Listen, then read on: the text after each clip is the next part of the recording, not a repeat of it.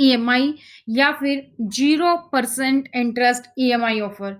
आज की इस वीडियो में हम बात करेंगे ईएमआई के ऊपर जो कि आपको नो कॉस्ट या 0% इंटरेस्ट पर दी जाती है। तो ये ईएमआई क्या सच में नो कॉस्ट होती है? इसमें आपका फ़ायदा होता है या नुकसान होता है? कितना आपको इंटरेस्ट लगता है? अगर आपको कंपनी सच में नो कॉस्ट दे रही है तो क्या फ़ायदा है? और अगर नहीं तो आप कैसे पता कर सकते हैं? कुछ इसी तरीके के क्वेश्चंस के जवाब हम इस वीडियो में देखने वाले हैं। तो नमस्कार दोस्तों, स्वागत है आपका आपके अपने चैनल सुपर आइडियाज़ पर, जहाँ पर मैं आपके लिए लेकर आती हूँ फाइनेंस से जुड़ी हुई हर एक न्यूज़, ताकि आपके साथ कोई भी फ्रॉड होने से बच सके। तो अगर अभी तक आपने चैनल को सब्सक्राइब नहीं किया है, तो चैनल को सब्सक्राइब करके बेल आइकन को प्रेस करना ना भूलें, ताकि जैसे ही वीडियो अपलोड हो, उसकी नोटिफ़िकेशन आपको सबसे पहले मिल जाए। तो चलिए शुरू करते हैं वीडियो को। आजकल हम ऑनलाइन भी खरीदते हैं, ऑफलाइन भी खरीदते हैं। ऑफलाइन बल्कि चलन कम ही हो गया है और कोरोना और लॉकडाउन के चलते तो बहुत ही कम हो गया है। तो हम ऑनलाइन अमेज़न, फ्लिपकार्ट, स्नैपडील इस तरीके की काफ़ी सारी ऑनलाइन ई-कॉमर्स वेबसाइट्स हैं, जहाँ पर हम शॉपिंग करते रहते हैं, क्योंकि हमें बहुत सारे ऑप्शंस मिलते हैं, हमें डिस्काउंट्स देखने को मिलता है, इस तरीके की फैसिलिटी हमें वहाँ पर देखने को मिलती हैं। और जो सबसे ज़्यादा आपको देखने को मिलता है वो है नो कॉस्ट ईएमआई, यानी कि ईएमआई बिना किसी कॉस्ट के, ये ऑप्शंस आपको देखने को मिलता है। आजकल चाहे हम ऑनलाइन गैजेट की बात करें, चाहे आपको mobile phone, laptop, camera, DSLR इस तरीके की चीज़ें खरीदनी हो, या फिर इलेक्ट्रॉनिक्स आइटम जैसे कि टीवी, फ्रिज, वॉशिंग मशीन या अपने हेडफ़ोन्स ही क्यों ना खरीदने हो, हम ऑनलाइन देखते हैं और ऑनलाइन साइट्स पर कंपेयर खरीद करते हैं। कई बार तो हम क्या होता है, सिर्फ ऑप्शंस देखते हैं कि हाँ ठीक है, हम अमेज़न को प्रेफ़र करते हैं तो अमेज़न से खरीद लेते हैं और वहाँ पर खरीद के हम सीधा पेमेंट कर देते हैं। किसी दूसरी ई-कॉमर्स साइट के साथ कई बार तो हम कंपेयर भी नहीं करते। तो ज़्यादातर जो ई-कॉमर्स कंपनियाँ हैं, वो ग्राहकों को नो कॉस्ट ईएमआई का ऑफ़र दे रही हैं इस टाइम पे और काफ़ी सारे डिस्काउंट्स के साथ। तो हम बिना सोचे-समझे नो कॉस्ट ईएमआई से शॉपिंग करके अपने सामान को कई बार कीमत से ज़्यादा दाम भी चुकाते हैं। तो नो कॉस्ट ईएमआई के तहत शॉपिंग करते समय कुछ सावधानियाँ आपको बरतनी हैं। तो सबसे पहले हम ये समझ लेते हैं कि ये नो कॉस्ट ईएमआई क्या होती है। जब ग्राहक ईएमआई यानी कि अपनी किस्तों पर खरीदारी करता है, उन्हें एक तय अवधि तक समान अमाउंट एक तय समय तक चुकाना होता है। मान लीजिए 12,000 रुपए हैं, ये आपको 12 महीने तक 1,000 रुपए महीना करना है, तो ये आपकी एक फिक्स अमाउंट होगी और फिक्स टाइम के लिए जो आपको चुकानी होगी ईएमआई के तहत। तो ग्राहकों को नो कॉस्ट ईएमआई में केवल खरीदे गए सामान के पैसे ही ईएमआई के रूप में देने होते हैं और कंपनी के अनुसार इस पर कोई ब्याज नहीं चुकाना पड़ता। पर क्या आपके अनुसार ये बात सच है? एक कस्टमर के अकॉर्डिंग क्या इनो ई कॉस्ट ईएमआई पर आपको कोई ब्याज नहीं चुकाना पड़ता? वही हम इस वीडियो में देखने वाले हैं। तो नो कॉस्ट जब ईएमआई की बात होती है स्कीमों की, तो उसकी वास्तविकता क्या होती है, रियलिटी क्या है बेसिकली? हर एक चीज़ की एक कीमत होती है और इसीलिए नो कॉस्ट ईएमआई स्कीमों की वास्तविक लागत भी आपको जानना ज़रूरी है। तो नो कॉस्ट ईएमआई के लिए वित्तीय संस्थानों के साथ समझौता किया जाता है, यानी कि एनबीएफसी या बैंकिंग फाइनेंशियल के साथ जो है आपका समझौता किया जाता है। नो कॉस्ट ईएमआई होने के बावजूद भी कस्टमर से छिपाकर ब्याज लिया जाता है। कैसे? कैसे काम करती है नो कॉस्ट ईएमआई? तो नो कॉस्ट ईएमआई ज़्यादा सामान बेचने के लिए अपनाए जाने वाला नुस्खा है। अब आप बोलेंगे नो कॉस्ट से ज़्यादा कैसे बिकता है? मान लीजिए आपको कोई मोबाइल फ़ोन खरीदना है और उस मोबाइल फ़ोन की कीमत है 20,000 रुपए। जब आप ऑनलाइन स्टोर, ऑफलाइन स्टोर पर या फिर आप ऑनलाइन ही परचेज़ करने गए, अगर आपको 20,000 एक साथ पेमेंट करना पड़े, तो आप सोच समझ कर उस पेमेंट को करते हैं। लेकिन जैसे ही आपको ईएमआई का ऑप्शन दिखा, मान लीजिए इसको मैंने 1,500 रुपए पर मंथ करना है, ओह! तो अब आपके पास कितने रुपए बच गए? अब आपके पास साढ़े हज़ारा 18,000 रुपया अभी आपके पास पेंडिंग है। तो आप इस अमाउंट से कोई और सामान खरीद लेते हैं, मान लीजिए फिर से 20,000 का, फिर 1,500 की ईएमआई। तो इस तरीके से हम क्या करते हैं, कई बार प्रलोभन में, लालच में हम काफ़ी सामान खरीद लेते हैं। मान लीजिए आपके घर पे अभी फ्रिज की ज़रूरत है, आपके घर पे टीवी की ज़रूरत है, आपके घर पे वॉशिंग मशीन की ज़रूरत है, तो आप क्या करेंगे? अगर आपको ऑफलाइन स्टोर में से एक ही बार पेमेंट देने की बात आए, तो शायद आप एक ही चीज़ खरीदें। लेकिन जैसे ही आपको ईएमआई का ऑप्शन मिल गया, इन 3 के साथ हो सकता है कहीं आप और भी सामान खरीद लें। तो इस तरीके से आपका ज़्यादा सामान बेचने का अपनाया जाने वाला एक नुस्खा है, क्योंकि आजकल क्रेडिट कार्ड होते हैं, तो क्रेडिट कार्ड से भी आप फटाफट से ईएमआई करके, नो कॉस्ट ईएमआई करके जब आपको ऑप्शन मिलता है, तो आप ज़्यादा सामान खरीद लेते हैं। तो नो कॉस्ट ईएमआई देखकर किसी भी सामान खरीदने की जल्दबाजी आपको नहीं करनी है, उसके बारे में अच्छे से पढ़ना है। बैंक द्वारा जो दिया गया डिस्काउंट है, उसको ब्याज के रूप में ही वो आपसे वापस लेता है। मान लीजिए मोबाइल है आपका 20,000 रुपए का और आपको नो कॉस्ट ईएमआई मिल रही है। तो अभी हो सकता है कि प्रोडक्ट आउटडेटेड हो गया हो या कुछ इस तरीके का हो गया कि उसके बाद कोई नया मॉडल लॉन्च आना है, उनको अपना स्टॉक खाली करना है, बेसिकली क्लियरेंस सेल्स भी आपको उसको बोल सकते हो। तो उनको क्लियरेंस करना है सबका। तो आपने ज़्यादा रिसर्च की नहीं, बस आप गए थे देखने और आपको 1-2 प्रोडक्ट और पसंद आ गया, उसमें से कोई ऐसा प्रोडक्ट था जिसके बारे में आपने सोचा नहीं था और रिसर्च भी नहीं की थी। तो आप क्या करते हैं, इसका जो ऑफर अभी होना था, बेसिकली वो ऑफर के बाद मान लीजिए 18,000 होना था इसका प्राइस, लेकिन वो क्या करते हैं 20,000 पे नो कॉस्ट ईएमआई देते हैं। तो ये जो 2,000 रुपए का डिफरेंस है ना, ये जो इंटरेस्ट है वो उन्होंने आपसे नो कॉस्ट ईएमआई देके खुद ही इसमें ले लिया है, क्योंकि उन्होंने प्राइस ऑटोमेटिकली 20,000 रुपए रखा है। तो इसके बेसिकली 3 तरीके होते हैं नो कॉस्ट ईएमआई के। पहला तरीका तो ये होता है कि नो कॉस्ट ईएमआई पर आप अपने प्रोडक्ट की पूरी कीमत पर खरीदना पसंद होता है। तो इससे कंपनियां जो ग्राहकों को दिए जाने वाला डिस्काउंट है, वो डिस्काउंट क्या करती है, बैंकों को ब्याज के तौर पर देती है। अब वो कस्टमर्स को डिस्काउंट नहीं देती, बैंक को देती है एज़ अ ब्याज के रूप में। दूसरा क्या है कि कंपनी ब्याज की राशि को पहले ही उत्पाद की कीमत में शामिल कर देती है, जैसे कि हमने इस एग्जांपल में यहाँ पर देखा। तीसरा तरीका है कि कंपनी का जब कोई सामान नहीं बिक रहा तो उसे निकालने के लिए नो कॉस्ट ईएमआई का सहारा लेती है। अब एक-एक करके समझते हैं। पहला तरीका कि नो कॉस्ट ईएमआई पर आपको प्रोडक्ट पूरी कीमत पर खरीदना होता है। तो नो कॉस्ट ईएमआई पर 15% तक ब्याज वसूला जाता है। लेकिन कंपनी और फाइनेंस कंपनी इस ब्याज को डिस्काउंट के रूप में घटाकर ग्राहक को ऐसे दिखाती है कि इसको कोई ब्याज ही नहीं देना पड़ रहा। कई बार अगर आप रिलायंस डिजिटल में गए हो, आपने कोई प्रोडक्ट खरीदा हो और वो बोलते हैं आपको नो कॉस्ट ईएमआई, आप उनसे कभी पूछना तो नो कॉस्ट ईएमआई क्या, तो वो बताते हैं कई बार सर नो कॉस्ट ईएमआई आपको दी गई है, लेकिन बैंक को क्या कर रहा है कि रिलायंस अपनी तरफ से इंटरेस्ट दे रहा है। वो अपनी तरफ से इंटरेस्ट नहीं दे रहा है, वो जो आपसे प्रॉफिट मार्जिन कमाया उसी में से ही वो इंटरेस्ट दे रहा है। तो वो जो इंटरेस्ट है वो ऑलरेडी आप पर वो लगा चुका है, आप में से वो निकाल चुका है। तो मान लो मोबाइल फ़ोन की लागत है आपकी 15,000 रुपए, डिस्काउंट है आपका 2250 रुपए, तो मोबाइल फ़ोन की कीमत कितनी हुई? 12,750 रुपए में आपको मिलना चाहिए। लेकिन अब ईएमआई का ऑप्शन भी देना है, तो ईएमआई के तहत जो कुल ब्याज का भुगतान है आपका 2250 रुपए, वो आपसे ऑलरेडी ही ले लिया गया है 15,000 रुपए में, क्योंकि जो एक्चुअल लागत आई थी मोबाइल की डिस्काउंट के बाद वो तो 12,750 थी और आपने 15,000 रुपए दिए हैं। तो ये जो अमाउंट है बेसिकली जो डिस्काउंट वाला अमाउंट अब किसको जाएगा?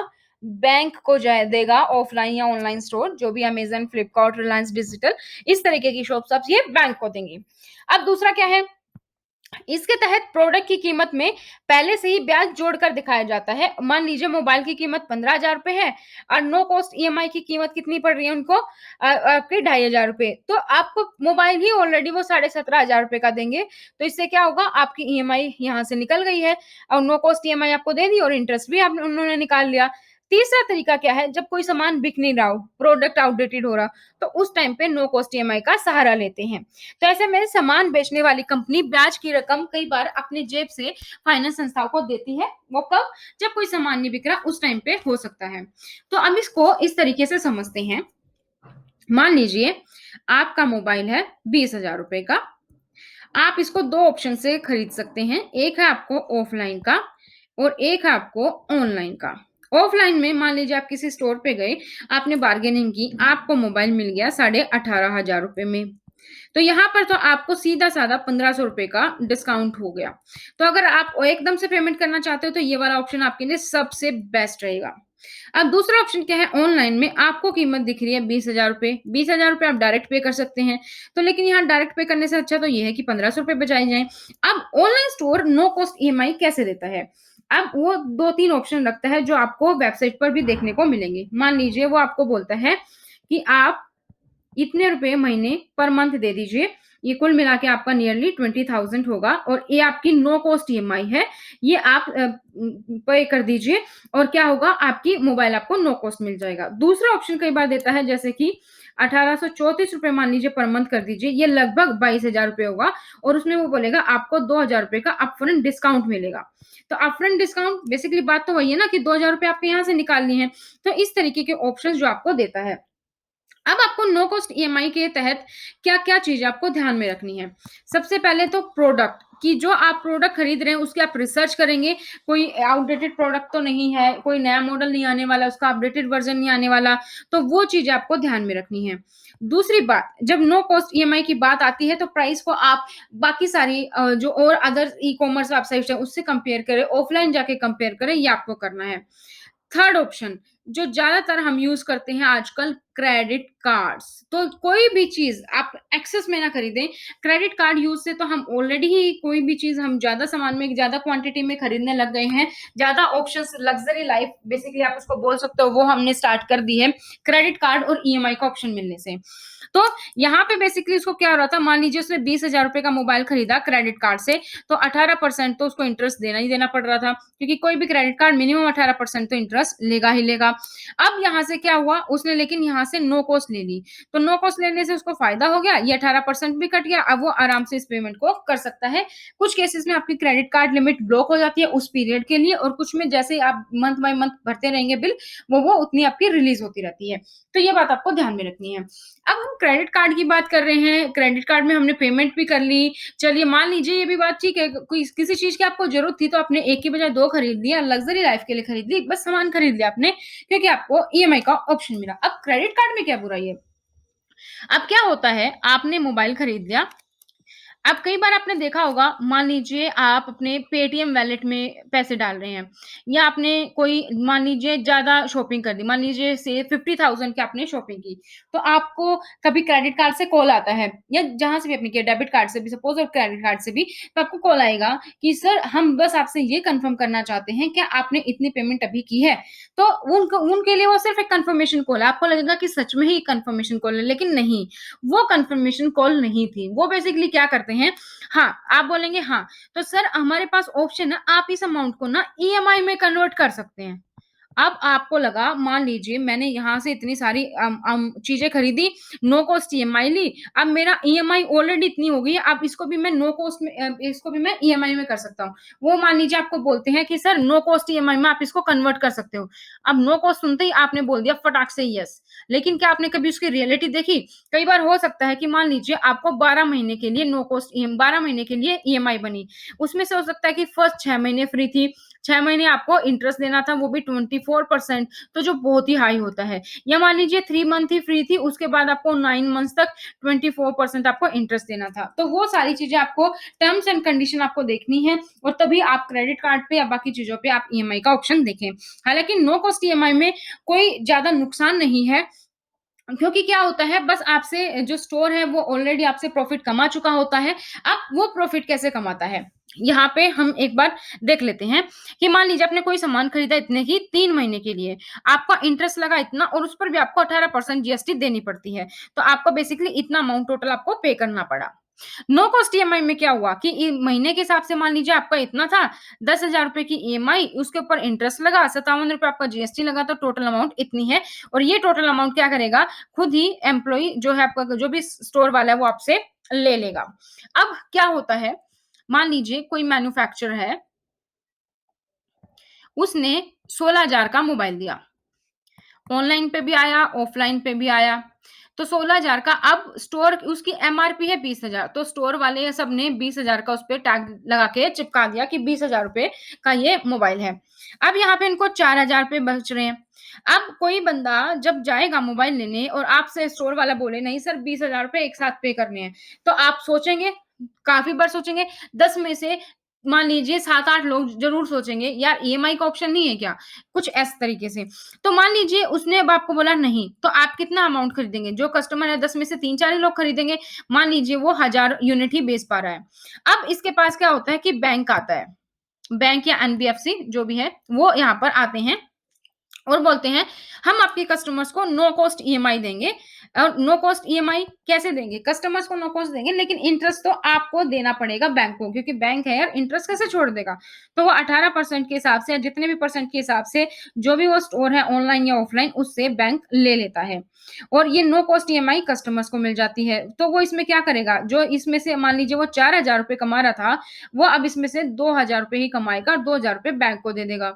अब आप बोलोगे यार 2,000 रुपए कमा रहा, पहले 4,000 कमा रहा था अच्छे भले, अब 2,000 कमा रहा है तो फ़ायदा क्या हुआ? 2,000 तो बैंक को दे रहा है, तो ये तो बेवकूफ़ी है। लेकिन ये बेवकूफ़ी नहीं है। अब आप ये सोचिए जो 10 में से आपके 3-4 कस्टमर ही 20,000 का मोबाइल खरीद रहे थे, शायद ये 2-3 भी हो सकते हैं। अब ये 10 के 10 जो मोबाइल खरीदने आए थे एक्चुअली में, नो कॉस्ट ईएमआई देखते ही ये फटाफट से खरीद लेंगे। तो आपकी सेल मान लीजिए 5 से 6 गुना बढ़ गई है। तो ये आप जो ₹4000 10 यूनिट के साथ 1000 यूनिट के साथ कमाने वाले थे 4 लाख रुपए, अब ये आपके 5-6 गुना बढ़ गए हैं।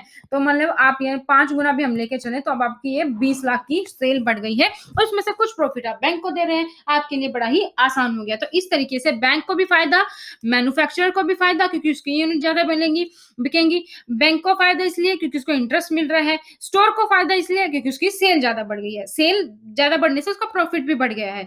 आप ये मत सोचिए अब यहाँ पे उसको 2000 मिले, लेकिन ये सोचिए कि कितनी यूनिट बिकी और कितना उसको प्रॉफिट हुआ।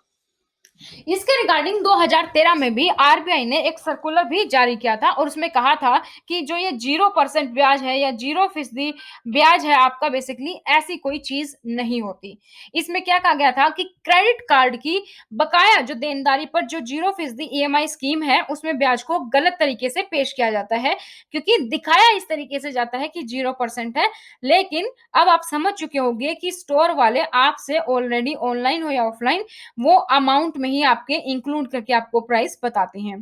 कई बार आपने जब ऑनलाइन शॉपिंग भी आप कर रहे होंगे, आपने कोई प्रोडक्ट देखा नॉर्मली और जब आप डिस्काउंट की बात करते हैं, कई बार आप देखते हैं उसी प्रोडक्ट को ज़्यादा करके कम करके आपको दिखाया गया है या आपको बोला गया है 50% डिस्काउंट, लेकिन आप एक्चुअल में देखेंगे जब आपने पहले प्रोडक्ट देखा होगा तो हार्डली 5% 10% ही डिस्काउंट आपको दिखाया जाता है। या फिर कोई ऐसा प्रोडक्ट है जो आउट ऑफ डेटेड होता है या जिसका मान लीजिए मॉडल जाने वाला होता है, काफ़ी पुराना हो गया होता है, उस पे भी आपको डिस्काउंट थोड़ा ज़्यादा मिल जाता है। कई बार क्या होता है, आप मान लीजिए अमेज़न और फ्लिपकार्ट पे आप शॉपिंग करते हैं, तो बहुत सारे कस्टमर हैं जो रिटर्न करते हैं प्रोडक्ट, तो उन रिटर्न प्रोडक्ट पे हमेशा डिस्काउंट होता है। जो आपके लिए कई बार जो डिस्काउंटेड आपको दिखता है, वो एक्चुअली उन रिटर्न प्रोडक्ट पर होता है, क्योंकि कोई भी सेल्समैन बाद में उस पे फिर से वो उसकी कॉस्टिंग, उसकी पैकिंग की कॉस्टिंग, उसको एकदम से फिर से उसी तरीके से कॉस्टिंग मतलब उसी प्रोडक्ट को उसी शेप में, ओरिजिनल शेप में लाने की कॉस्टिंग से ज़्यादा वो डिस्काउंट देने में उसको प्रेफ़र करता है। तो ये सारी चीज़ें हैं, जो आपको ध्यान में रखनी है। तो इसमें अक्सर क्या होता है, प्रोसेसिंग फीस के नाम पर भी ब्याज का बोझ ग्राहकों पर डाल दिया जाता है। कई बार बोलते हैं नो कॉस्ट ईएमआई है, लेकिन सर ये नॉमिनल सी प्रोसेसिंग फीस है, उसमें भी आपसे ले ले लिया जाता है। तो ये कुछ नो कॉस्ट ईएमआई के साथ ऐसा ही किया जाता है, जो आई होप आज की इस वीडियो में आपको अच्छे से समझ आ गया होगा और आप और लोगों को भी बड़ी अच्छे से समझा पाएँगे कि 0% ईएमआई या नो कॉस्ट ईएमआई बेसिकली होती क्या है, कैसे स्टोर वाले ऑनलाइन हो या ऑफलाइन कैसे आपसे पैसा कमाते हैं। तो नो कॉस्ट ईएमआई पर सामान खरीदते समय आपको जो बातें ध्यान में रखनी है वो ये कि सबसे पहले तो उस सामान की कीमत के बारे में आपको अच्छे से पता होना चाहिए। ई-कॉमर्स साइट्स के साथ-साथ आप ऑफलाइन पर भी पता करें और नो कॉस्ट ईएमआई ईमेल पर लें आप सेवाएँ एवं शर्तें, जो भी टर्म्स एंड कंडीशन है उसको आप ध्यान से पढ़ें। नो कॉस्ट ईएमआई सच में टोटल नो कॉस्ट ईएमआई है या ऐसा कुछ है कि इतने टाइम के बाद आपकी नो कॉस्ट ईएमआई है। क्योंकि कई बार जब ईएमआई आपकी चूक जाती है या प्रोसेसिंग फीस के नाम पर भी उसको वसूल लिया जाता है। तो इन बातों का आपको ध्यान रखना है कि आप अपनी मेल पर ही लेंगे और प्राइस को आप जो है कंपेयर करेंगे। तो ये बातें आप ध्यान में रखेंगे, तो आप नो कॉस्ट ईएमआई से प्रोडक्ट अच्छे से खरीद पाएँगे, आपको सारी चीज़ें आपको ध्यान में होंगी, आपको पता होगा, आप एक जागरूक नागरिक बनेंगे। तो चलिए फिर इसी जागरूक नागरिक होने का एक सबूत अभी दे दीजिए आप लोग। तो इस वीडियो को जितना हो सके उतना आप शेयर कीजिए अपने फ़ेसबुक, अपने व्हाट्सएप, अपने यूट्यूब पे, अपने किसी भी तरीके से आप इस को फैलाइए, अपने कॉन्टैक्ट्स में भेजिए, अपने रिलेटिव को भेजिए ताकि उनको भी पता चले और वो भी किसी और को, सामने वाले को बता सके एक्चुअली में जो नो कॉस्ट ईएमआई होती है वो क्या होती है। तो दोस्तों आज की वीडियो में था इतना ही। आई होप मैंने आपको थोड़ी ना थोड़ी नॉलेज तो यहाँ पर ज़रूर दी होगी। आपको कुछ ना कुछ नया सीखने को ज़रूर मिला होगा। तो आज की वीडियो में इतना ही। मिलते हैं नेक्स्ट वीडियो में नए टॉपिक के साथ और हाँ, जो लोग नए हैं चैनल को सब्सक्राइब करके बेल आइकन को प्रेस करना ना भूलें। तो thank you so much. Bye bye. Take care.